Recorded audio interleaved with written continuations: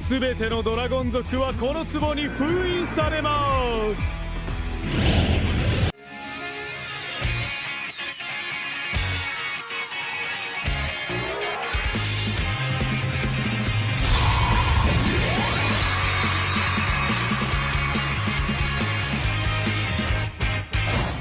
Hi, it's your local dragon lady here with an episode of the Dragon Capture Jar, where I take a random dragon card and just talk about it off the cuff. So here's my lovely jar, and let's see what it's caught for us this week. And it is my signature card, the Tyrant Dragon.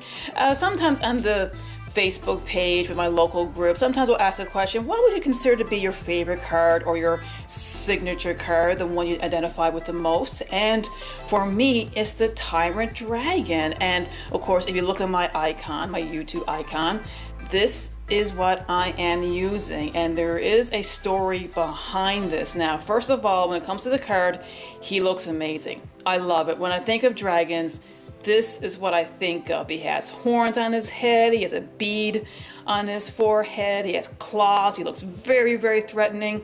The effect was really amazing at the time. If there are two monsters on your opponent's side of the field, he can attack twice, and he was only 100 attack points weaker than the Blue Eyes White Dragon, so like even if you got him out in attack mode just for a form of defense, like that was insane. He was just a very, very powerful card when he first came out. Now, the reason why I identify with this card is because years ago as the Dragon Lady, Dragons was my deck. I guess you could call it a Lord of Dragons deck. My main strategy back then was a swarm beat down. So basically get the Lord of Dragons out, use a flute or multiple flutes, and just spam my field with dragons. And it came to a point that whenever I would use the flute to get the Tyrant Dragon, people were actually more afraid of him than the Blue Eyes, because not only was Tyrant Dragon, really strong, but it meant two of their monsters were going bye-bye. He could just keep attacking and attacking, and of course traps that would target him were useless. So like, not only the Lord of Dragons give my dragons protection, but he could protect himself from targeting trap effects, which was really, really nice.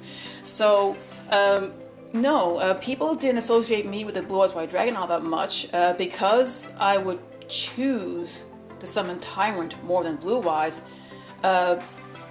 People began to associate this card with me, and not only that, one neat little tidbit about him is, I mentioned before, is the bead on his forehead. It's a green bead, and my birthstone is an emerald, and the color is green, and he also has green eyes.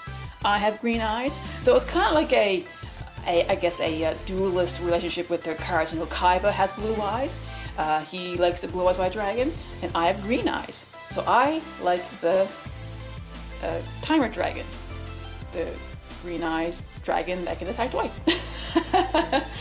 Yes, so I don't play with him anymore. He is still in my original dragon deck, my claim to fame from many, many years ago. That deck has been updated, so it's still the same concept, Lord of Dragons with flutes. Spam the board as much as you can, and you can overlay, obviously, him being in level 8. But when people ask me, yes, what is your signature card? I'm always going to say Tyrant Dragon. Right today, most people associate me with the Blue Eyes Chaos Max Dragon. I mean, yes, I will say that's my signature deck, but card, no. I mean, this is my favorite.